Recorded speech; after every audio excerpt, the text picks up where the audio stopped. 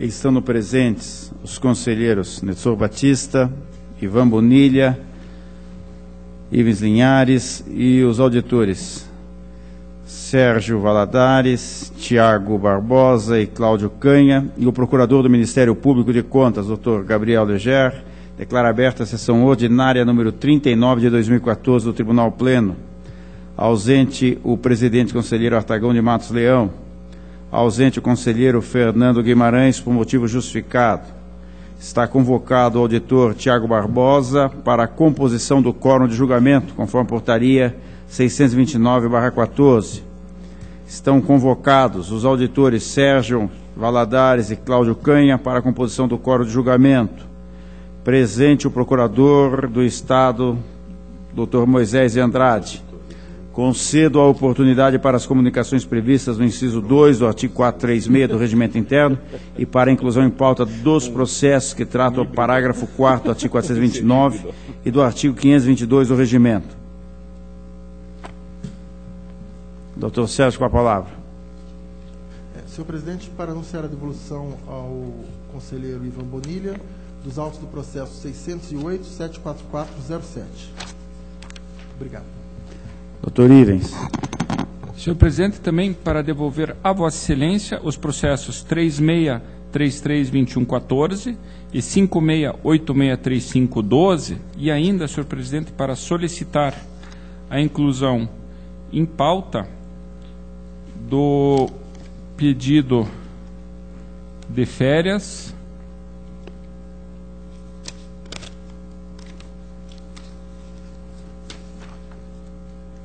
que eu, na sequência, passo o número, senhor presidente. Eu agradeço. Está anotado. A palavra, doutor Nestor. Senhor presidente, para devolver a Vossa Excelência o 766-317/13. Devidamente anotado. Doutor Gabriel. Senhor presidente, também para anunciar a devolução dos autos que estavam em nova audiência, na pauta do conselheiro Ivan Bonilha, autos 655, 515 e 13. Está anotado.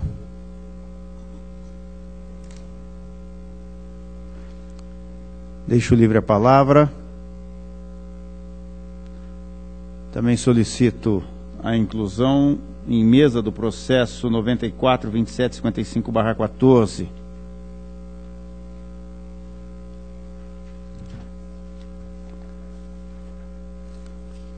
E desde logo já incluído, deferido a inclusão, passo ao relato da minha pauta, excepcionalmente, apenas relatando o processo número 94.2755/14, que trata de requerimento interno, membro do Ministério Público de Contas, solicitando férias, da doutora Cátia Regina Puchaski, matrícula número 50044-5. Ela cumpre todos os requisitos legais, os pareceres são todos favoráveis, portanto, a minha manifestação é no sentido de que seja deferida as férias. Está em discussão e votação, está aprovado. Concedo a palavra ao conselheiro Nestor para o relato de sua pauta. Senhor presidente e demais integrantes do plenário, tem o protocolo 391.518/13, recurso interposto pelo Ministério Público de Contas contra o acórdão da primeira Câmara, que determinou o registro do ato de inativação da senhora Alaide Ferreira Salles por invalidez com proventos proporcionais. O recorrente argumentou que há critérios díspares entre municípios e estados quanto ao deferimento da aposentadoria por invalidez com proventos integrais. Desse modo, requereu a instauração de uniformização de jurisprudência para a avaliação do caso em questão.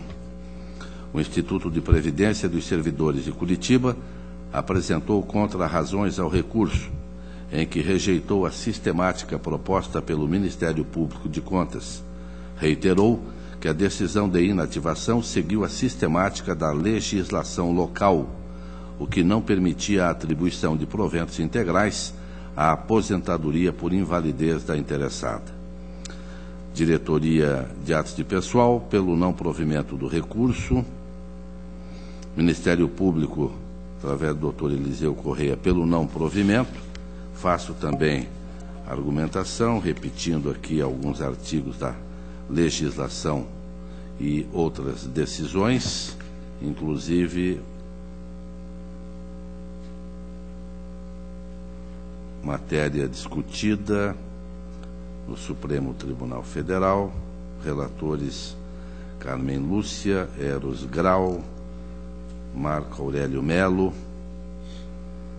que Sepúlveda pertence, que trabalharam no mesmo sentido, em decisões semelhantes. E a proposta do relator, para não me estender mais, no caso, a perícia realizada na interessada não se enquadrou em qualquer dos dispositivos previstos na legislação municipal. Logo, não é possível promover a reforma do acórdão recorrido, já que o procedimento de aposentadoria da interessada está de acordo com o sistema constitucional e legal aplicável, motivo pelo qual voto pelo conhecimento e não provimento do recurso, mantendo a decisão da primeira Câmara. Está em discussão? Posso falar, senhor presidente? Para discutir, doutor Gabriel. Na verdade, a questão em tela já está superada, notadamente pelo recurso extraordinário, pela decisão proferida pelo Supremo Tribunal Federal, no recurso extraordinário 656-860, oriundo de Mato Grosso, uma decisão de agosto desse ano, onde se fixa efetivamente que só podem ser integrais aquelas doenças expressamente previstas na legislação estadual ou municipal. No caso, essa posição do Supremo Tribunal Federal vai induzir esta Corte a rever seu posicionamento fixado no Acórdão 1138, em que se facultava a junta médica definir se a gravidade, se a doença era grave ou não.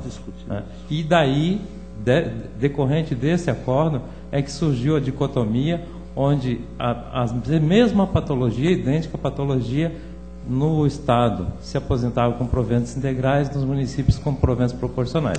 A questão, como o eminente relator colocou, já está superada, até mesmo por essa decisão com repercussão geral do Supremo Tribunal Federal, mas que nos obrigará a refletir no caso dos reflexos do Acordo 1138 de 2009. Inclusive, ontem, na segunda Câmara, nós discutimos matéria semelhante, não é? Que eu até vou repetir o que disse ontem, né? Por não conhecer nada de medicina, não ser dos medicamentos que eu acabo comprando, eu pedi vistas.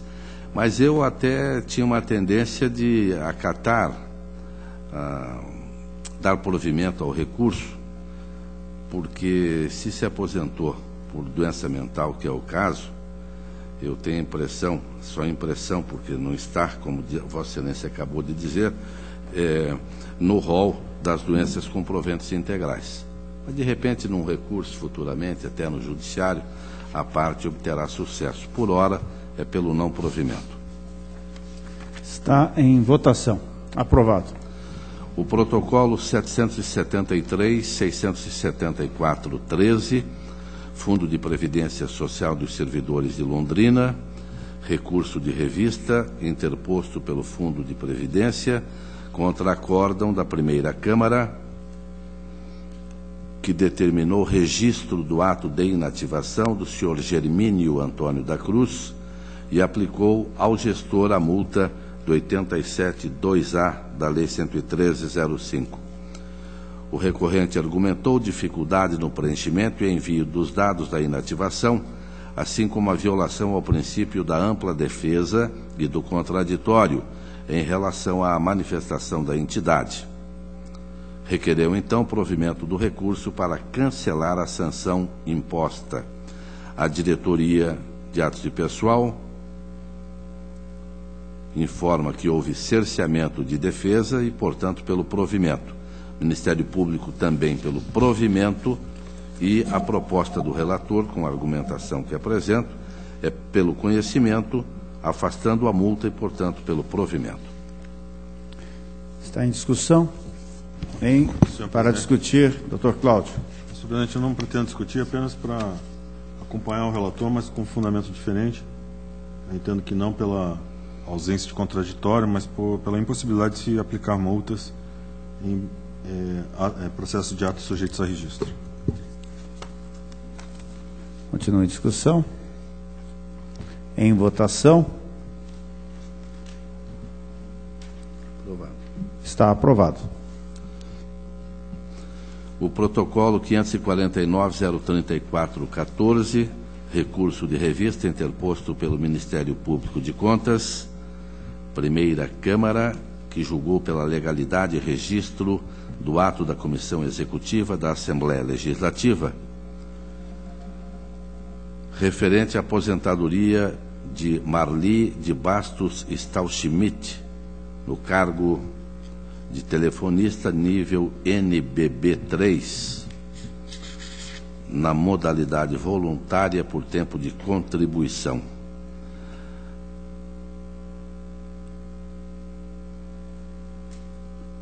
Com determinação à Assembleia para readequar o ato de inativação e encaminhá-lo novamente ao Tribunal.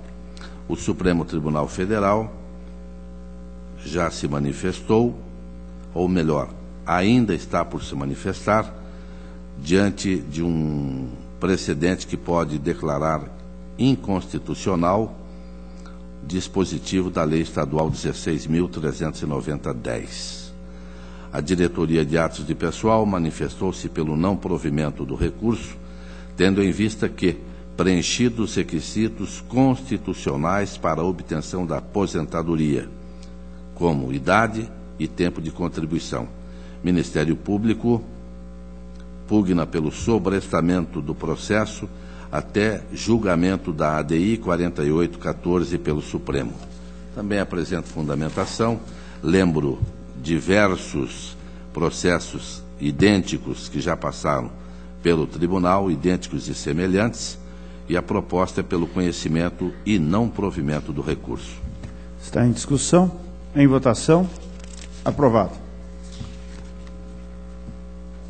Senhor presidente, eu tenho uma consulta, mas peço que ela continue adiada e a minha pauta está cumprida. Agradeço aos colegas de trabalho. Eu que agradeço, Vossa Excelência. Concedo a palavra para o relato de sua pauta ao doutor Ivan Bonilha.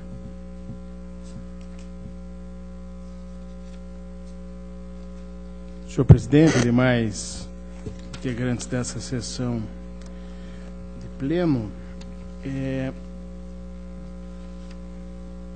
a pauta da corregedoria, senhor presidente, tem primeiro processo, é o protocolo 463255/09, é uma representação encaminhada pelo Ministério Público junto a esta Corte, diante de irregularidades que teriam sido detectadas no quadro de cargos do município de São Pedro do Iguaçu. A DICAP e o MP opinam pelo encerramento do processo, tendo em vista que o município sanou as irregularidades apontadas com a expedição de recomendação para que atualize o sistema de informações municipais quanto aos cargos comissionados. Então, meu voto é pelo arquivamento da presente representação. Está em discussão. Em votação. Aprovado.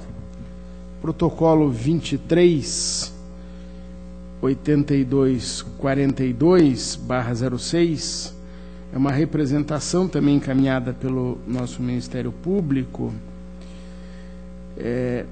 julgada procedente pelo Acórdão 1718/08 do Pleno, e reconheceu o provimento irregular de cargos em comissão no município de Sertanópolis, na Câmara Municipal também do município e também na sua companhia de desenvolvimento.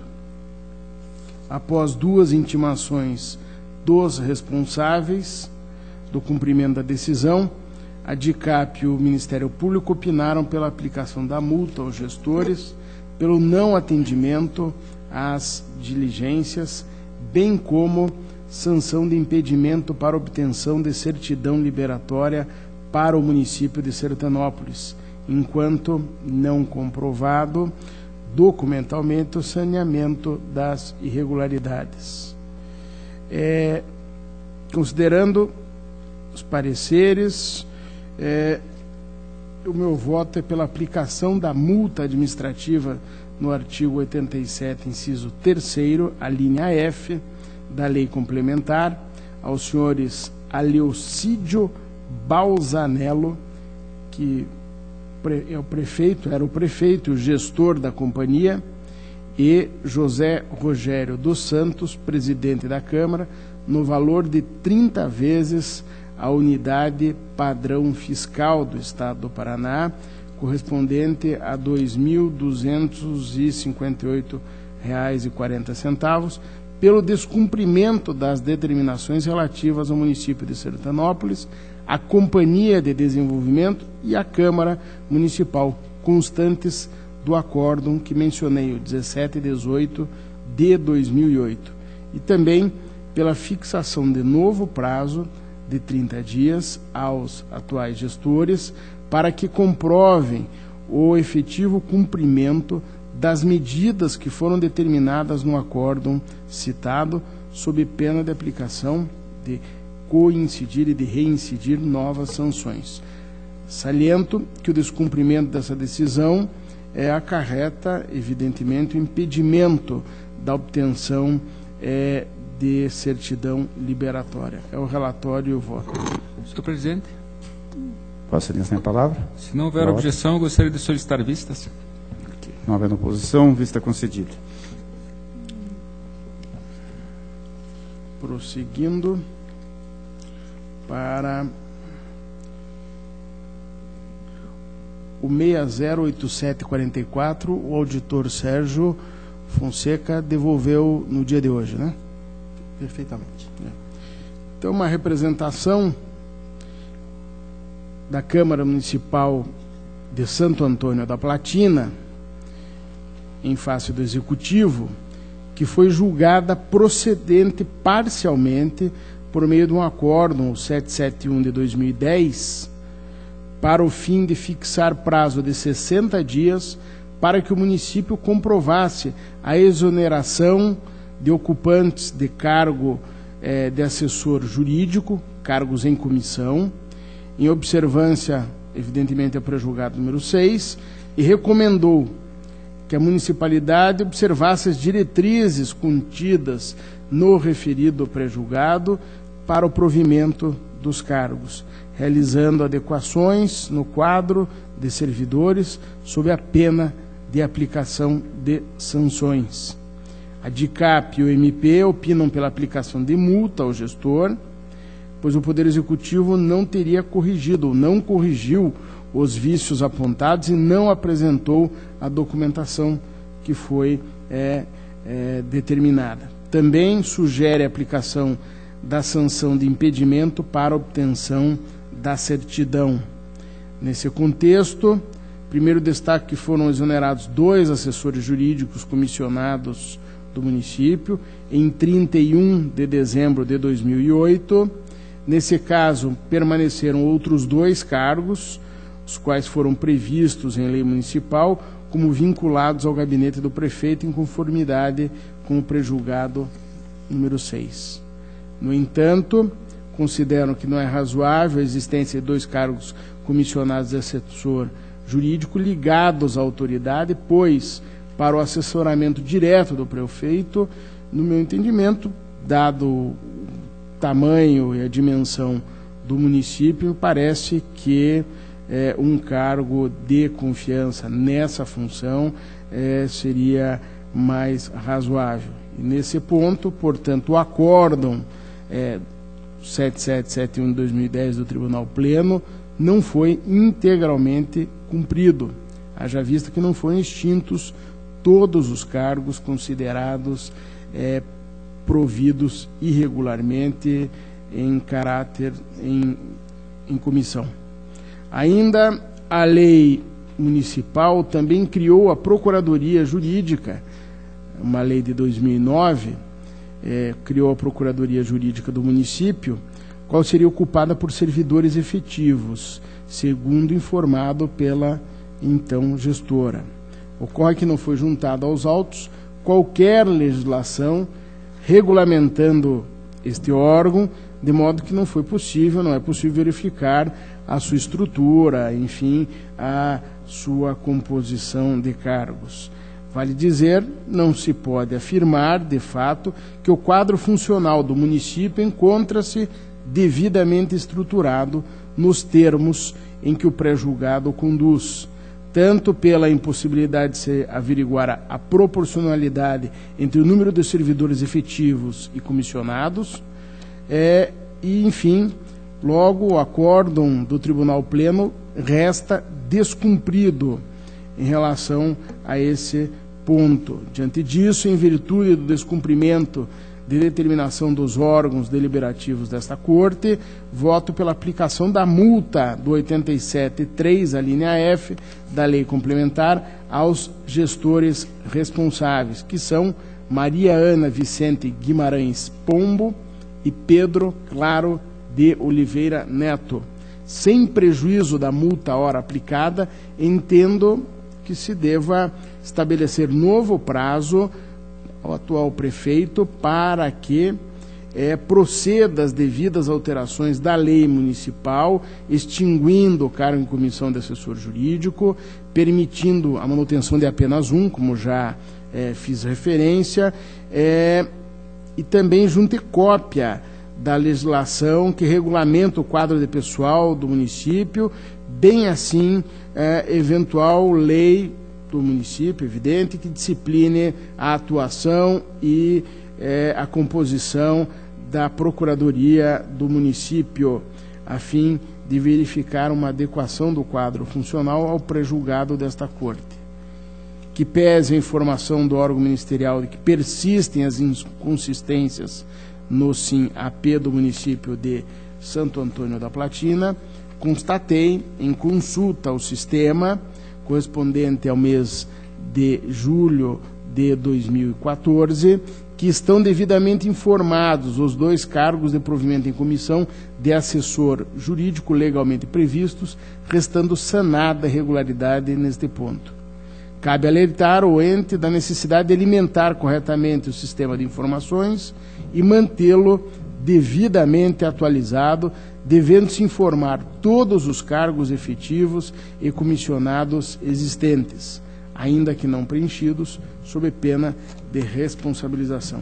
Assim, por fim, saliento que o descumprimento da decisão desta Corte acarreta o impedimento da emissão da certidão liberatória, de acordo com o que estabelece o artigo 95 de nossa lei complementar. É o relatório e eu voto, senhor presidente. Está em discussão? Em votação? Para discutir, doutor Sérgio. Senhor presidente, obrigado, senhor presidente. Senhor presidente, eu gostaria de fazer algumas ponderações. No caso, pelo que verifiquei, o senhor prefeito cumpriu em parte as determinações, extinguiu alguns cargos em comissão, e o que restou parece que é apenas um cargo de assessor jurídico. É isso mesmo? Isso mesmo. Então, no seu gabinete, quer dizer, aí nós entramos, na minha opinião, numa área que é o controle do ato administrativo, quando talvez exista alguma margem de discricionariedade. Porque se, por exemplo, o prefeito envia um projeto de lei e a Câmara aprova a criação... Me permita esclarecer, Pois não. auditor. Na verdade, eram dois cargos de assessor jurídico vinculados ao gabinete do prefeito. A decisão do acórdão, que é de 2010, estabeleceu que um desses dois cargos deveria ser de provimento efetivo. considerou, na época, em 2010, eu nem estava aqui, que um cargo de provimento em comissão seria o razoável e o tolerado por esta Corte diante da situação. Na verdade, a representação é da Câmara, dizendo que não se cumpriu aquela decisão de 2010. Então, teríamos essa delimitação aí dentro daquilo que se decidiu há 4 anos atrás. Perfeito. Esse esclarecimento é fundamental, porque se... Pois não. Com a palavra o doutor Gabriel. Apenas gostaria de fazer um reparo do ponto de vista processual, porque no decorrer do pedido de vista do eminente conselheiro substituto, houve a juntada de novos documentos que eu acabo de perceber aqui e que não consegui avaliá-lo, porque são vários documentos apresentados, foram apresentados no dia 20 de outubro, que não haviam sido considerados quer no parecer da DICAP, quer no parecer ministerial, e que talvez pudessem alterar a proposta de voto de Vossa Excelência. Então, me parece que o razoável aqui seria, talvez, retirar de pauta para avaliar se há condição de se receber esses documentos e analisá-los em seu mérito. Então, continua a discussão, doutor Ivan. Eu vou aqui, diante da manifestação do Ministério Público, já que ele não pediu, eu vou conceder nova audiência ao Ministério Público para se manifestar. Apenas o detalhe é que a manifestação do Ministério Público não há problema, mas será uma manifestação sem oitiva do órgão técnico, da diretoria de votos, mas não tem problema. Nós aceitamos a nova audiência. Eu vou me contentar com a manifestação do Ministério Público, que eu sei que será muito bem-vinda e esclarecedora. Para a nova audiência, Vossa Excelência segue com a palavra. O protocolo agora é o 47628/13. É uma representação formulada por Vanderlé Silva Melo, já temos outras tantas, que se insurge contra uma exigência que havia no pregão presencial do município de Mato Rico a respeito da aquisição de pneus e acessórios que deveriam ter a procedência nacional. A DCM salientou que no edital não existe a exigência apontada e foi, evidentemente, pela improcedência. Já o Ministério Público manifestou-se pela procedência com expedição de recomendação ao município. Assim, considerando que da análise da cópia do procedimento licitatório juntada aos autos de defesa, constata-se que o edital atacado não contém a exigência de que os produtos licitados sejam de procedência nacional. Eu voto pela improcedência. Aliás, um esclarecimento aqui, o Ministério Público, quando se manifesta pela procedência, faz referência, e isso é o texto do parecer, acho que houve um erro no copiar, recortar e colar, faz referência ao município de Maria Helena. Então, me parece que é um erro formal aí no apontamento do Ministério Público, de modo que não influencia em nada, e a minha conclusão é muito tranquila, na medida em que o edital de Mato Rico, que é o objeto da representação, não tem essa exigência, então o meu voto é pela improcedência da representação. Está em discussão, em votação, aprovado. Os demais, peço que sejam mantidos adiados da pauta da Corregedoria. Vamos à pauta ordinária, e o primeiro processo que tenho é o de número 83-7482, que é um recurso de revista do Ministério Público junto a esta Corte, em face de um acórdão de 2012, o 3437 da primeira Câmara, que determinou o registro do ato de aposentadoria da servidora Maria Lúcia Boarini, uma professora. O representante do MP pugnou pela reforma do acórdão, quanto ao indeferimento do pedido de instauração de tomada de contas extraordinária proposto pelo Ministério Público junto ao Tribunal de Contas para delimitar as responsabilidades e oportuna apuração de danos que teriam sido causados ao sistema previdenciário por omissão na fixação da alíquota de contribuição, conforme estabelece a emenda 41. A DICAP opinou pelo conhecimento do recurso e extinção sem julgamento de mérito, em conformidade com o entendimento que manifestou o Ministério Público em processos semelhantes ao intervir como custos legis. O MP, por meio de parecer, manifestou-se pelo não conhecimento do recurso e extinção sem julgamento do mérito. O recurso não deve ser conhecido diante da ausência dos seus pressupostos de constituição e validade, conforme bem estabelece o parecer ministerial. Os fatos questionados neste recurso deveriam ser analisados em procedimento específico, não se visualizando a utilidade do presente recurso em relação ao objeto principal do processo, a aposentadoria da servidora estadual.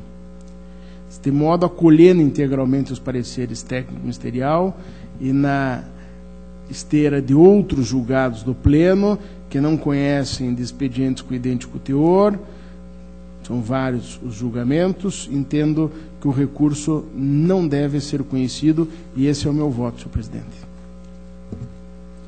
Está em discussão. Em votação. Aprovado. O próximo processo é o protocolo 849456/12, também recurso de revista, interposto pelo Ministério Público. Há unicamente uma alteração em relação à parte, evidentemente. O servidor aqui é Luiz Hermenegildo Fabiano, também um professor, e a situação é idêntica à anterior, motivo pelo qual vou lhes poupar do relatório e da breve fundamentação para votar também pelo não conhecimento do recurso de revista. Está em discussão. Em votação. Está aprovado. Protocolo 813722/13 é um recurso de revista interposto por Albanor José Ferreira Gomes, em face de um acórdão de 2013, o 4368, de relatoria do conselheiro Durval Amaral, proferido na primeira Câmara, que a unanimidade decidiu pela expedição de alerta ao Poder Executivo de Araucária relativamente ao período de apuração que se encerrou em 31 de dezembro, a fim de que fossem adotadas medidas estabelecidas na Lei de Responsabilidade Fiscal para a adequação da despesa total com o pessoal. Suas razões recursais, o recorrente requer a reforma do acórdão, aduzindo, em síntese, que a extrapolação do limite prudencial teria ocorrido em razão do cômputo dos valores referentes às rescisões e verbas trabalhistas devidas aos servidores comissionados, os quais foram exonerados ao fim da gestão em dezembro de 2012. Pleiteou também, por diligência, junto à Secretaria de Gestão de Pessoas do município, para apurar se tais valores estariam discriminados corretamente no relatório de gestão fiscal. DCM, por meio de instrução, sugeriu o conhecimento do recurso para, no mérito, negar-lhe provimento, considerando que não foram juntadas provas capazes de modificar as conclusões já tidas. O Ministério Público corroborou o opinativo da unidade técnica. O recurso deve ser conhecido. No mérito, entendo que o recurso não merece ser provido, uma vez que o recorrente não comprovou as despesas com rescisões e verbas trabalhistas, que seriam da ordem de R$2.500.000, realizadas ao final do exercício de 2012, a serem excluídas do limite de despesas com pessoal. De acordo com a unidade técnica, os dados constantes no sistema de informação municipal, no módulo empenhos líquidos de pagamentos, indicam que o valor contabilizado no elemento 94, que é o das indenizações e restituições trabalhistas, corresponde a menos de R$5.000, sendo o mesmo que consta do anexo 1 do relatório de gestão fiscal para o período de janeiro a dezembro de 2012, que serviu de base para a emissão do alerta. Por outro lado, conforme observou o Ministério Público junto a esta Corte, se afigura estranho o pagamento de rescisões e indenizações no valor aproximado de R$2.500.000, quando da dispensa de servidores ocupantes de cargos comissionados, pois sendo estatutário e não empregados públicos regidos pela CLT, haveria tão somente pagamento de férias e 13º, eventualmente proporcionais, dependendo, evidentemente, de cada caso. Assim, voto pelo conhecimento e no mérito pelo improvimento do recurso, mantendo incólume a decisão do Acórdão 4368 de 2013 da primeira Câmara, que decidiu pela emissão do alerta ao município de Araucária. É o relatório e o voto. Está em discussão. Em votação. Aprovado. Protocolo 17, 7694/09, é um recurso de revista, ou melhor, um recurso de revisão, interposto por Antônio Henrique de Carvalho, com fundamento no 74, inciso 3 e 4 da Lei Complementar, em face do Acórdão 291 de 2009, do Pleno, que negou provimento a um recurso de revista interposto pelo autor, mantendo integralmente decisão da primeira Câmara, que negou o registro à aposentadoria em decorrência do não preenchimento do requisito de idade mínima de 53 anos, que foi o que se decidiu no Acórdão 1421 de 2006, no Tribunal Pleno. Nas suas razões, o recorrente pleiteou a reforma da decisão, alegando o preenchimento das condições que estabelecidas no artigo 176 da Lei Complementar, com redação alterada pela Lei Complementar de 2002, a de número 93, que estabelece a possibilidade de inativação voluntária após 30 anos de contribuição, desde que comprovado ao menos 20 anos de exercício em cargo de natureza estritamente policial, independentemente da idade. Além disso, o recorrente destacou a decisão proferida pelo Supremo Tribunal e nos autos de ação direta de inconstitucionalidade, a 29045, que declarou inconstitucional a Lei Complementar Estadual 93/02, com efeito ex nunc, a partir de 15 de abril de 2009, que foi a data da decisão. A diretoria jurídica, por seu parecer, opinou pelo conhecimento e provimento do recurso de revisão. O MP também se manifestou no mesmo sentido, ou seja, pelo provimento do recurso de revisão, com reforma da decisão que negou o registro ao ato de inativação. Instada a se manifestar a respeito do dispositivo que embasa a aposentadoria, a unidade técnica opinou pela retificação do ato de inativação por parte do órgão previdenciário. O relator, à época, o conselheiro Caio Márcio, acatou a sugestão e fixou o prazo de 30 dias para a resposta. No entanto, conforme consignado nas peças 67, o ofício de diligência foi expedido somente em 14 de julho de 2011, mais de um ano depois de elaborado, porque foi elaborado em 21 de janeiro de 2010, já que os autos permaneceram com carga para DIJUR de 5 de janeiro de 2010 a 31 de maio de 2011, nos termos do extrato de processo, quando então foram encaminhados para a digitalização. Diante do silêncio da Paraná Previdência, novo ofício foi expedido em maio de 2012. Desta vez, o órgão previdenciário apresentou resposta, anexando a retificação do ato de benefício previdenciário. A unidade técnica entendeu, então, necessária a retificação também da resolução 1494, de 21 de agosto de 2007, que formalizou a aposentadoria.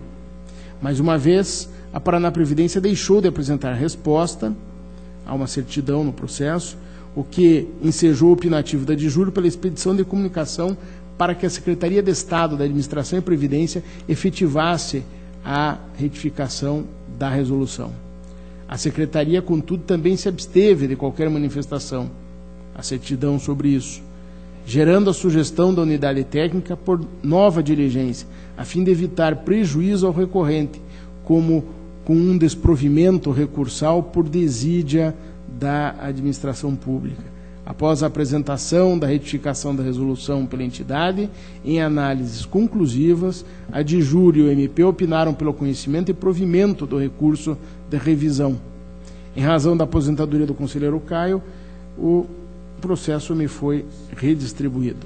O recurso merece ser conhecido, pois presentes os seus pressupostos de constituição. Como consequência da decisão proferida na ação direta pelo Supremo, que proferiu uma decisão de uniformização de jurisprudência, materializada no Acórdão 564 de 2009, a qual alterou a decisão contida no Acórdão 1421/06 deste Tribunal, reconhecendo o direito de aposentadoria àqueles que preencherem os requisitos contidos na Lei Complementar 93, até a data do julgamento da referida ação direta, que foi 15 de abril de 2009, como já mencionei.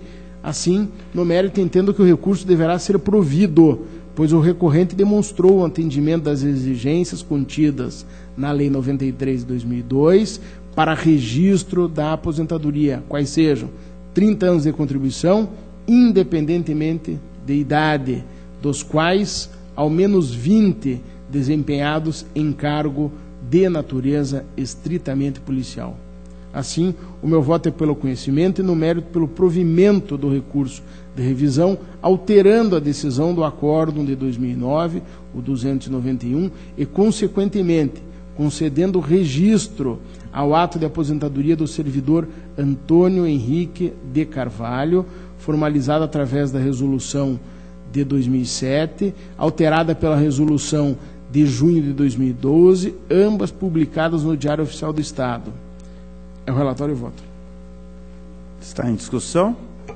Em votação? Aprovado.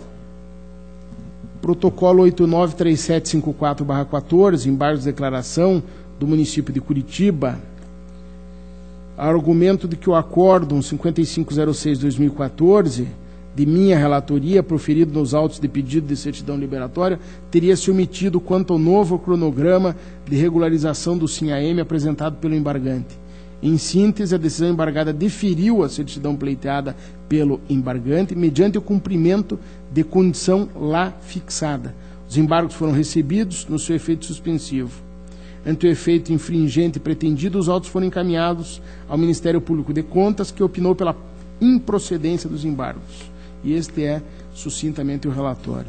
Inicialmente, ratifico o recebimento dos embargos, mas, no mérito, os embargos comportam provimento. De fato, a decisão embargada não deliberou quanto ao novo cronograma de regularização apresentado pelo embargante. Suprindo o vício, registro já existir deliberação desta Corte a esse respeito. Trata-se do entendimento fixado na sessão plenária de número 31 desse ano, de 4 de setembro, no sentido de que os municípios em mora com alimentação do SIM terão direito à certidão, desde que observado o cronograma de entregas mínimas fixado. Assim, havendo deliberação desta Corte, fixando um cronograma a ser observado pelos municípios inadimplentes e, sendo imperiosa a observância do princípio da isonomia, o cronograma diferenciado elaborado unilateralmente pelo embargante não justifica qualquer alteração na decisão embargada. Por tais razões, voto pelo conhecimento e provimento dos embargos de declaração interpostos, especialmente para que a fundamentação supra passe a integrar a decisão embargada, proferida nos autos de pedido de certidão liberatória número 795736/14, sem qualquer reflexo infringente. É o relatório e voto. Está em discussão? Em votação? Aprovado. Protocolo 681773/14, pedido de rescisão com pretensão de liminar, formulado por Valdir Correa de Moraes e Vilmar Carolos, em face de um acórdão de 2014, o 3211, proferido em prestação de contas anual, que concluiu pela irregularidade das contas do presidente da Câmara de Rio Branco do Ivaí, exercício 2012, de responsabilidade do primeiro requerente, ante a não apresentação de atos legíveis relacionados à atualização da remuneração dos servidores. Além disso, a decisão rescindenda aplicou ao requerente a multa prevista no 87, parágrafo 4º, e ao outro, o senhor Vilmar, a multa prevista no 87, inciso 1º, a linha B da nossa lei complementar. O pleito fundamenta-se no artigo 77.2, vale dizer, na superveniência de novo elemento de prova. Através do despacho, recebi o pedido para processamento, porque considerei presentes os seus requisitos. Na sequência, a DCM posicionou-se pelo indeferimento da liminar pleiteada e no mérito pela improcedência do pedido. O MP sugere o indeferimento da liminar e no mérito a nulidade da decisão rescindenda em face da existência de erro material. Este é o breve relatório. Considerando que a unidade técnica e o MP já se pronunciaram quanto ao mérito do pedido, passo a enfrentar a questão em exame exauriente. Conforme mencionado, a decisão rescindenda concluiu pela irregularidade das contas exclusivamente em razão da não apresentação de atos legíveis relacionados à atualização da remuneração dos servidores. Muito embora o entendimento técnico no feito originário tenha sugerido a regularidade do item, a decisão rescindenda entendeu que a questão deve ser considerada irregular. A esse respeito, os requerentes argumentam que a questão não comporta censura, pois, segundo os próprios, primeiro, o ato atingiu a publicidade pretendida. Depois, o sistema eletrônico desta Corte é que restringe a qualidade da transmissão, ocasionando a falta de nitidez. Terceiro, o veículo de imprensa responsável, ou seja, o jornal que era o Diário, assumiu a culpa pela falta de clareza. E quarto, ou falta de nitidez, melhor. Quarto, o ato foi novamente encaminhado. Segundo a unidade técnica, em que pese a superação do vício de legibilidade, a regularidade das contas deve subsistir, pois os reajustes foram concedidos via resolução, quando a Constituição estabelece e ordena a lei formal. Por outro lado, o Ministério Público sugere a nulidade da decisão rescindenda, ao argumento de que o documento em discussão já constava de forma legível do feito originário. Quanto à via adotada para a concessão de reajuste, resolução, sustenta a Procuradoria que a questão não pode ser dirimida nesta rescisória, por se tratar de argumento novo, não abordado na decisão atacada. Assim tem razão a representante do Ministério Público, pois o enfrentamento direto da questão em sede rescisória implicaria cerceamento de defesa. Isso porque os interessados possuem o direito de influenciar na formação de convencimento do julgador, o que não ocorreu. Em função disso, a decisão rescindenda deve ser anulada com o consequente retorno do processo à fase instrutória, especificamente para que a documentação pertinente seja meritoriamente considerada pela unidade técnica e pelo MP e, evidentemente, sopesada na decisão, sem prejuízo do direito contraditório. Portanto, o meu voto é pela procedência do pedido rescisório, especificamente para, rescindindo o acórdão 3211/2014, determinar que a prestação de contas anual do presidente da Câmara de Rio Branco do Ivaí, exercício 2012, retome sua fase instrutória, de modo que a documentação relativa à atualização da remuneração dos servidores seja meritoriamente considerada pela unidade técnica e MP, sem prejuízo do contraditório, como já falei. Em razão do enfrentamento direto do mérito, o exame da pretensão liminar fica prejudicado. É o relatório e voto. Está em discussão? Em votação? Aprovado. Protocolo 260263/14, prestação de contas anual, Controladoria Geral do Estado, exercício 2013, responsabilidade Carlos Eduardo de Moura. Diretoria de Contas Estaduais emitiu instrução.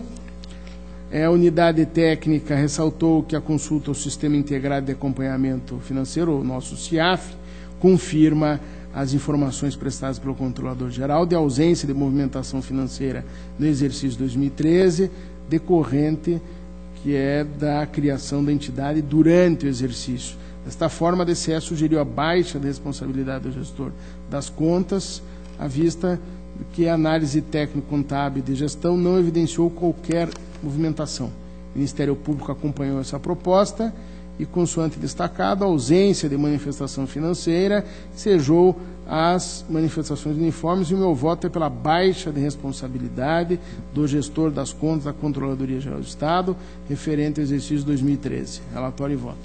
Está em discussão. Em votação. Aprovado.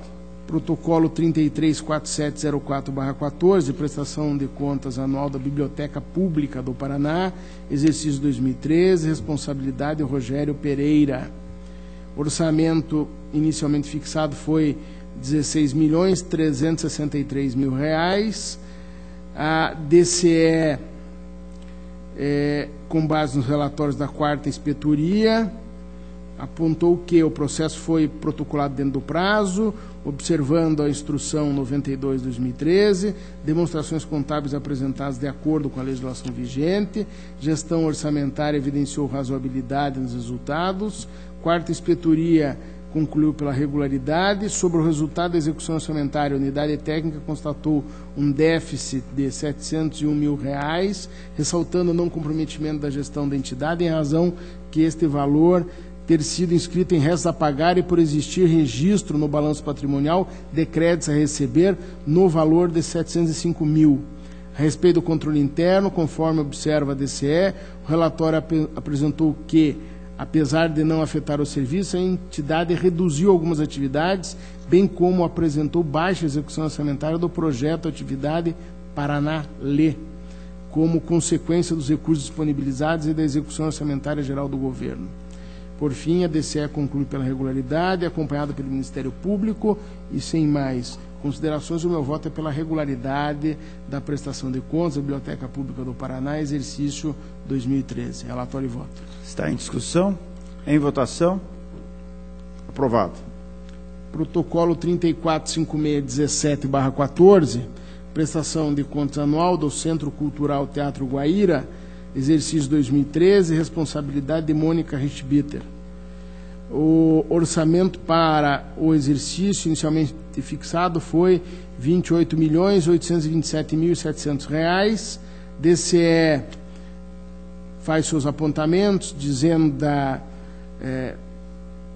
observância do prazo regimental para encaminhamento das contas, demonstrações contábeis de acordo com a legislação vigente, despesa orçamentária razoável e regularidade das operações feitas pela entidade.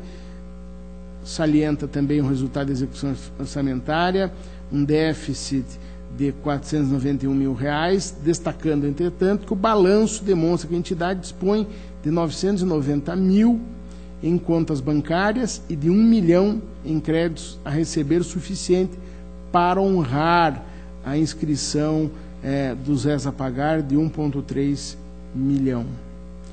Controle interno observou boa execução orçamentária na gestão administrativa, que foi atestado pela DCE, índice de execução orçamentária razoável. Em relação à prestação de contas de exercícios anteriores, a unidade técnica também aponta que 2010, 11 e 12 foram julgados regulares, e conclui a DCE pela regularidade no que é acompanhada pelo Ministério Público, e o que me faz também votar pela regularidade das contas do Centro Cultural Teatro Guaíra, exercício 2013, e ao relatório e voto. Está em discussão, em votação. Aprovado. Senhor presidente, acabei a pauta de hoje. Obrigado. Eu que agradeço Vossa Excelência. A minha pauta vou deixar toda adiada em função de estar na presidência, concedendo logo a palavra ao conselheiro Dr. Ivens para o relato de sua pauta. Excelentíssimo senhor presidente, demais integrantes desse tribunal pleno, inicio com o processo que eu solicitei inclusão em pauta, que é o 95-93-2114, pedido do ilustre procurador, Dr. Gabriel Guileger, referente à concessão de férias de 30 dias, exercício de 2013, a serem gozadas a partir de 10 de novembro deste ano. Todas as manifestações são favoráveis e esse também é o voto. Está em discussão. Em votação, aprovado. A seguir, senhor presidente, eu tenho o processo de recurso de revista 161-63613, originário do município de Rio Branco do Sul, em que recorrente é o vice-prefeito à época, senhor Eloir Bueno. Estamos falando de contas de 1998, que foram inicialmente julgadas pela resolução 29.2108, que aprovou o parecer prévio com recomendação pela irregularidade das contas do Poder Executivo de Rio Branco do Sul, daquele exercício de 2008. A seguir, eu vou tentar fazer um resumo, porque esse processo é bastante complexo e sui generis. O vice-prefeito, ora recorrente, Eloir Bueno, ingressou com um pedido de revisão, alegando que uma das irregularidades apontadas foi a extrapolação do valor dos subsídios e que ele, no decorrer de toda a instrução processual, não foi citado para se defender, uma vez que a resolução 29.2104, aliás, num de seus itens, indicou a abertura de procedimento para a cobrança desses valores e, imediatamente, o tribunal expediu as certidões executórias respectivas, as certidões de dívidas respectivas que foram objeto de execução fiscal. A seguir, como eu disse, o interessado ingressou com pedido de revisão que não foi conhecido pela decisão colegiada da segunda Câmara, acórdão 49-13. E, diante desse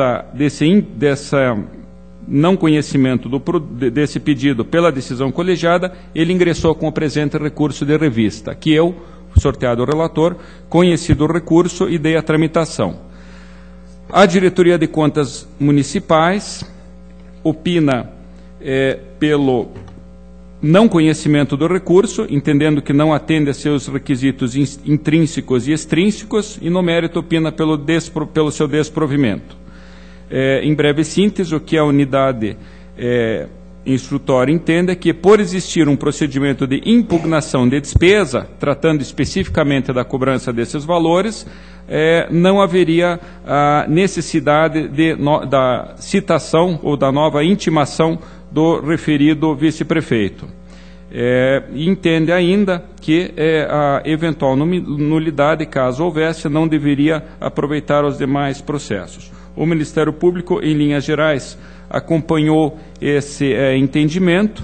Numa outra oportunidade, eu solicitei uma nova manifestação da Diretoria de Contas Municipais para que manifestasse sobre a irregularidade, a natureza da irregularidade analisada, que diz respeito, como eu mencionei, à extrapolação de subsídios. A unidade técnica, entretanto, entendeu à época que, por segurança jurídica, coisa julgada e o ato jurídico perfeito, aquele ato não poderia ser revisto e reiterou seu entendimento que, na hipótese de reconhecer-se nulidade, ela não deveria ser estendida aos outros envolvidos. Basicamente, o Ministério Público também corrobora com esse entendimento. Senhor presidente, demais integrantes, eu tenho um entendimento diverso desse processo. Na verdade, o que ocorreu é que houve o julgamento das contas, a apreciação das contas do Poder Executivo de Rio Branco do Sul de 1998, e um dos itens efetivamente foi a extrapolação de valores recebidos pelo prefeito e pelo vice-prefeito.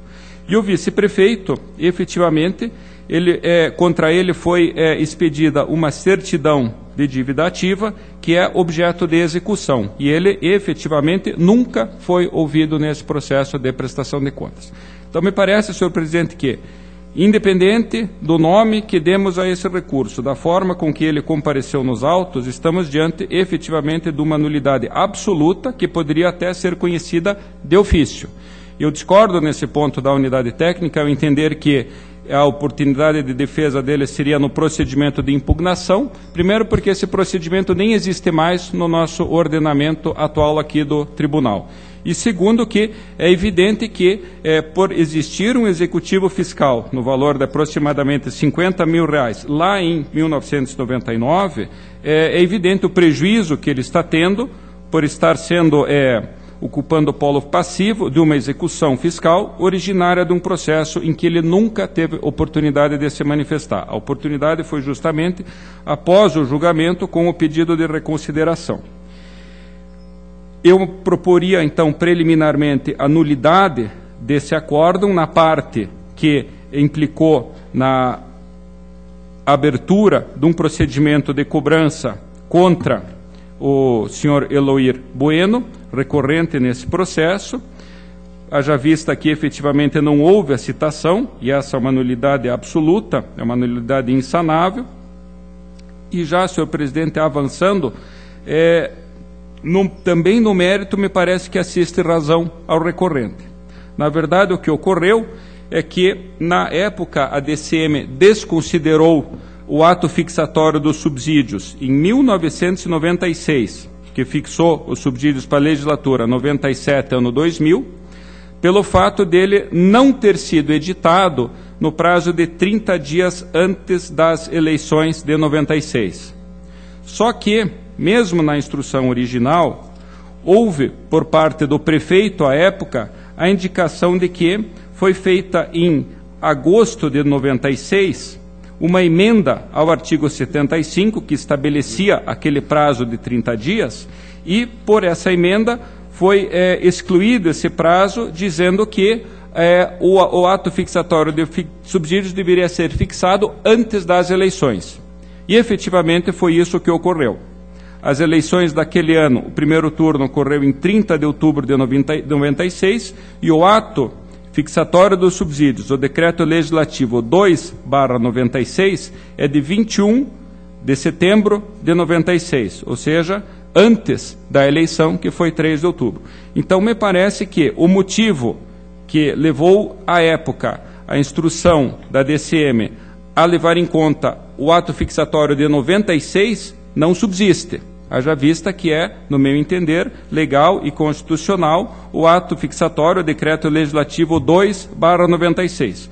Por esse motivo, então, caso aprovada a preliminar de nulidade processual que eu mencionei, a minha proposta, já adentrando ao mérito, e eu entendo que assim nos permite a legislação processual civil, e eu cito especificamente o artigo 515, parágrafos 3º e 4º do Código de Processo, que justamente prevê que, quando reconhecida a nulidade pelo tribunal, havendo elementos suficientes da instrução, é possível o ingresso já ao mérito do pedido. Então, a minha proposta seria, com relação a esse ponto, caso superada a questão da preliminar que eu suscitei, que fosse, então, declarada a nulidade daquele item e, nesse item, fosse excluída dos motivos de irregularidade, mantendo-se, entretanto, por óbvio, os demais motivos do acórdão originário que recomendaram a irregularidade das contas. E eu ainda observo, senhor presidente, e nesse ponto me parece que também, por se tratar de nulidade absoluta, é possível esse ingresso, que também nas contas do Legislativo Municipal houve essa mesma falha. Foram condenados todos os vereadores e apenas o presidente da Câmara foi citado no processo. E todos os vereadores, respondem a executivos fiscais originários justamente dessa decisão. Aqui, no caso do ato fixatório do subsídio dos vereadores, além dessa questão do prazo fixado pela lei orgânica, que, como eu disse, diante dessa alteração, o ato fixatório, o Decreto Legislativo 296, deixou de ser intempestivo. Há uma outra questão que, à época, nós falamos do exercício de 1996, o valor dos subsídios dos vereadores foi fixado em 70% do valor dos deputados estaduais. E esse foi o motivo que, à época, levou a DCM a indicar irregularidade, dada a proibição de vinculação de salários, de remunerações. Ocorre, entretanto, que, à época, vigia o texto anterior à Emenda Constitucional 25, mais especificamente o artigo 29, inciso 6º, que previa que a remuneração dos vereadores corresponderá a, no máximo, 75% daquela estabelecida em espécie para os deputados estaduais. Não havia aquele escalonamento, conforme o tamanho do município, que hoje existe. Então, me parece que, em princípio, esse valor de 70%, fixado aqui, estaria dentro do limite de 75% do texto constitucional à época. E eu ainda lembro que a jurisprudência desse tribunal, consubstanciada no provimento 56 de 2005, no seu anexo 1, item 13, prevê, para esse caso de vinculação de subsídios, o seguinte: alertar o Poder Legislativo de que o ato é inválido, devendo o subsídio ser fixado em moeda corrente. Adota-se como valor o correspondente em moeda ao valor referenciado na data da promulgação. Na análise técnica, verificar se os valores recebidos estão em conformidade com os limites constitucionais. Verificado, portanto, senhor presidente, que esse valor fixado de 70%, em que pese a impropriedade com relação à sua vinculação a outra modalidade remuneratória, estaria dentro do limite constitucional e que, para essa infração, a solução proposta no provimento 56 seria o de adotar-se justamente o valor referenciado, desde que, eu repito, não houvesse infração constitucional. Me parece que também nesse caso a fixação dos subsídios não teria infringido a nossa Constituição na sua redação vigente à época, eu repito, em 1996, muito antes, portanto, da entrada em vigor da Emenda Constitucional número 25. Por esse motivo, então, a minha proposta também em relação ao Poder Legislativo, e isso eu faço de ofício, é de a nulidade do item 4 do Acórdão 18704, justamente que fixou a abertura de um procedimento de cobrança dos vereadores, que resultou nessa emissão das certidões liberatórias, mantendo, porém, a exemplo da solução proposta com relação ao Executivo, a irregularidade das contas pelos outros motivos elencados. Então, resumindo, senhor presidente, o meu voto é pela declaração de nulidade por ausência de citação válida do item 2 da Resolução 29.2104, na parte que determinou contra o recorrente, Eluir Bueno, a abertura de processo de impugnação. Item 2. Exclusão dessa irregularidade, com efeitos estendidos ao senhor João Dirceu Nazari, que era o prefeito à época, com base na regra expressa do artigo 481 do Regimento Interno, mantendo-se, porém, contra ele a recomendação de desaprovação das contas do Poder Executivo de Rio Branco do Sul, de sua responsabilidade referente ao exercício de 1998, pelos demais fundamentos indicados no parecer prévio 110.04, juntado a peças 15. Item 3. Declaração de ofício da nulidade por ausência de citação válida do acórdão 187804, item 4, na parte que determinou a abertura de procedimento visando a cobrança de valores que teriam sido recebidos indevidamente pelos vereadores. Item 4. Conversão dessa irregularidade em ressalva em relação a todos os vereadores, mantendo-se, porém, contra o senhor Aramis Francisco Nodari, a desaprovação das contas do Poder Legislativo de Rio Branco do Sul, de sua responsabilidade, referentes ao exercício de 1998, pelos demais fundamentos indicados no parecer prévio que eu mencionei, juntado a peças 15. Quinto, após o trânsito em julgado, encaminhar os autos à Diretoria de Execuções para que adote as providências visando a comunicação da Procuradoria do município quanto ao teor dessa decisão, a fim de que adote as providências visando ao encerramento dos respectivos processos judiciais. É o voto, senhor presidente. Está em discussão? Para discutir, doutor Sérgio. Senhor presidente, apenas um esclarecimento do relator. As demais causas de irregularidade, Vossa Excelência teria? Eu posso declinar, mas essas eu não vejo porque elas dizem respeito ao presidente da Câmara e ao prefeito. Eu não vejo como nós vermos isso de ofício. O recurso foi interposto, foi interposto pelo vice-prefeito que não foi citado. Eu posso até declinar para Vossa Excelência, mas essa eu não vejo processualmente como nós poderíamos rever. Diante do esclarecimento, eu agradeço. Se continua a discussão, Vossa Excelência tem a palavra. Apenas um esclarecimento que o Dr. Cunha me fez é que a revisão do subsídio de ofício é justamente porque nessa parte atingiu ao vice-prefeito, que é o recorrente, que não foi citado. E, na verdade, o recorrente, ele já, na sua petição, ele declinou. Todos esses fundamentos que eu coloquei em relação a ele, ao vice-prefeito, constam das razões recursais. Está em votação. Está aprovado. Era o que constava da minha pauta. Agradeço, senhor presidente. Eu agradeço Vossa Excelência. Concedo a palavra para o relato de sua pauta ao Dr. Sérgio Valadares. Obrigado, senhor presidente, senhores conselheiros, senhor procurador, senhora secretária, senhores servidores, senhoras e senhores. Tem o processo 282-76108, que trata de recurso de revista interposto pelo Ministério Público de Contas, em face de acórdão da primeira Câmara, em que o tribunal julgou, pelo qual o tribunal julgou regulares com ressalva as contas do senhor Frick Kering, atinentes à urbanização de Curitiba, contas referentes ao exercício de 2001. Em seu recurso, o ilustre procurador do Ministério Público de Contas, Dr. Laércio Pesorim Júnior, alega, em síntese, que o fracionamento de despesa por ausência de planejamento da atividade administrativa é de gravidade superior ao mero caráter formal, o que, em seu entendimento, deveria ensejar a reforma da decisão e a conversão da falha em causa de irregularidade. A Diretoria de Contas Municipais manifesta-se pelo conhecimento e provimento do presente recurso, acompanhando, portanto, a pretensão do Ministério Público e, da mesma forma, é a manifestação como custo legis do Ministério Público. Esse é o resumo do relatório. Verifico que estamos falando de uma contratação de computadores no valor de R$ 158.324,94.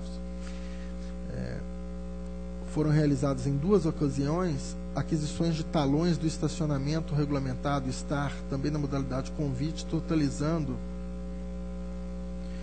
esse primeiro valor que mencionei, refere-se à aquisição de computadores em 3 ocasiões ao longo do ano. E a aquisição desses talonários, no valor de R$ 157.676,04, também ao longo do ano. O Ministério Público não se conforma com a ausência de planejamento da atividade administrativa e fracionamento de despesas, uma vez que o montante anual de cada tipo de objeto adquirido ultrapassou o valor de R$ 80 mil. O responsável, em sede de apresentando suas justificativas, alega que o ocorrido se deu em razão dos seguintes fatos: aumento da demanda que obrigou novas aquisições, gerando desabastecimento de talões, cartões STAR durante o exercício, abrupta municipalização do trânsito, não podendo se medir com precisão a quantidade de equipamentos que seriam necessários para o fiel gerenciamento dessa atividade, abertura de novas frentes de atendimento aos usuários, pressão popular para ampliação do serviço.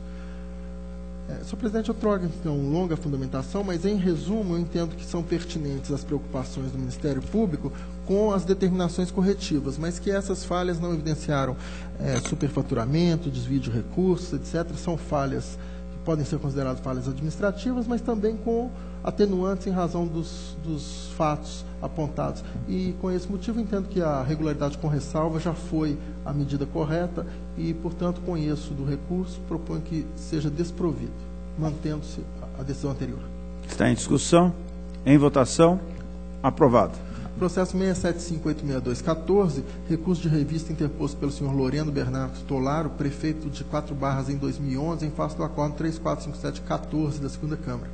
Pela decisão impugnada, este tribunal decidiu pela legalidade o registro da aposentadoria da senhora Cristina de Carvalho dos Santos, professora do município de 4 Barras. Entretanto, condenou o referido gestor à multa prevista no artigo 87, inciso 1, a linha B da Lei Complementar 103/2005, por não ter ocorrido a publicação do valor dos proventos no registro de inativação. Em seu recurso, o senhor Loreno Bernardo Tolardo alega, em síntese, que sanou a falha. A unidade técnica e o Ministério Público entendem que foi sanada a falha com a republicação do ato, esse também é o entendimento, pelo provimento do recurso, afastando a multa. Está em discussão. Em votação. Está aprovado. Senhor presidente, era o que tinha a relatar, agradeço a atenção. Eu que agradeço Vossa Excelência. Concedo a palavra ao Dr. Tiago para o relato de sua pauta. Obrigado, senhor presidente, senhores conselheiros substitutos, senhor procurador.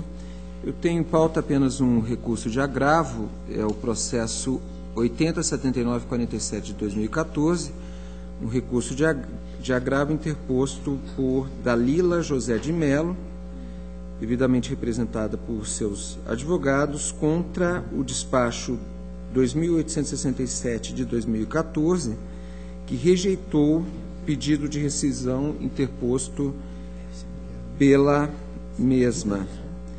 Esse pedido de rescisão foi interposto em face do acórdão de parecer prévio 115 de 2014, da primeira Câmara, que rejeitou as contas da senhora Dalila em razão de realização de despesas com publicidade nos 3 meses que antecederam o pleito eleitoral.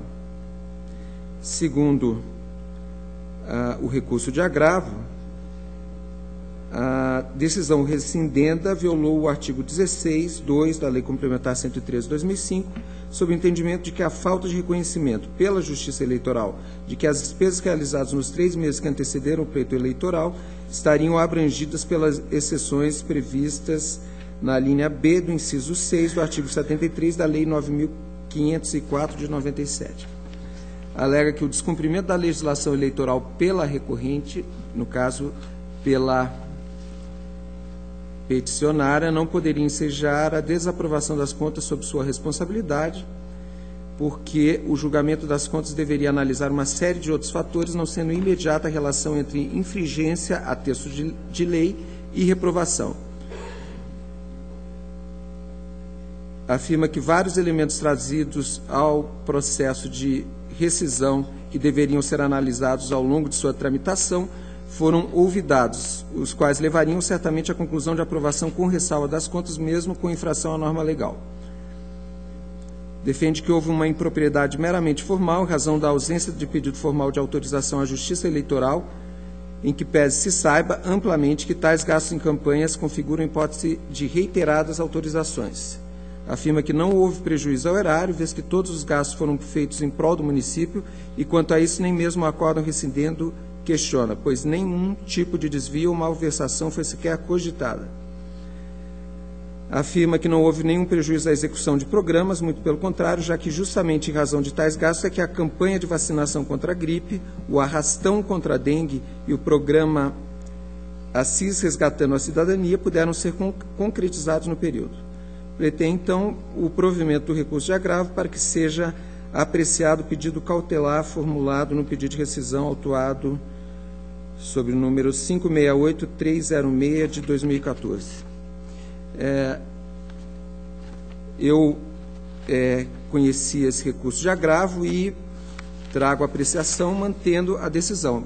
Resumidamente, as contas da gestora do município de Assis Chateaubriand, o parecer prévio foi pela irregularidade, considerando a realização de despesas com publicidade nesses 3 meses que antecedem o pleito eleitoral. E o artigo 73 da Lei Eleitoral prevê que são proibidos aos agentes públicos as seguintes condutas tendentes a afetar a igualdade de oportunidades entre candidatos nos pleitos eleitorais.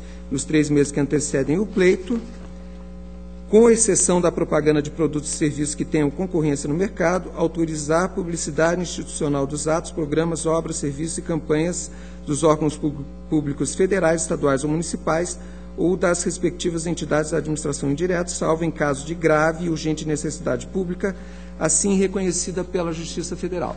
Então, o pedido de rescisão vai no sentido de que o fato da Justiça Eleitoral não ter autorizado essas despesas, são despesas de julho de 2012 e agosto de 2012, que totalizaram R$ 85 mil, seria razão apenas para ressalva e por isso a decisão deveria ser rescindida e alterada.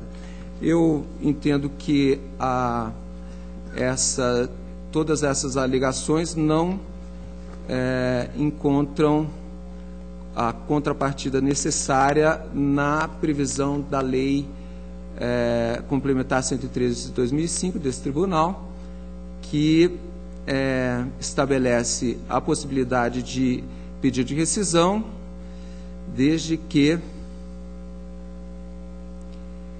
a decisão se haja fundado em prova cuja falsidade foi demonstrada em sede judicial, não é o caso. Na verdade, como demonstrado, a peticionária apoia seu pedido rescisório em violação literal de disposição de lei.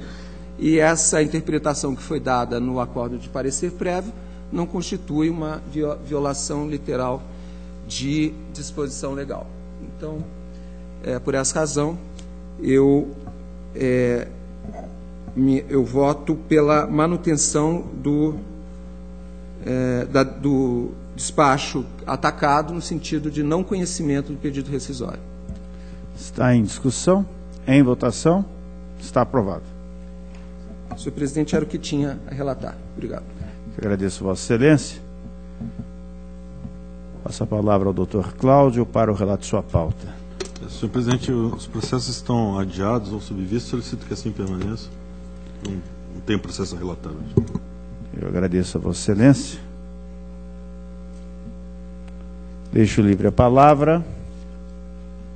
Nada mais havendo a tratar, declaro encerrada a presente sessão, ficando marcada a próxima sessão ordinária para o dia 6 de novembro de 2014, no horário regimental.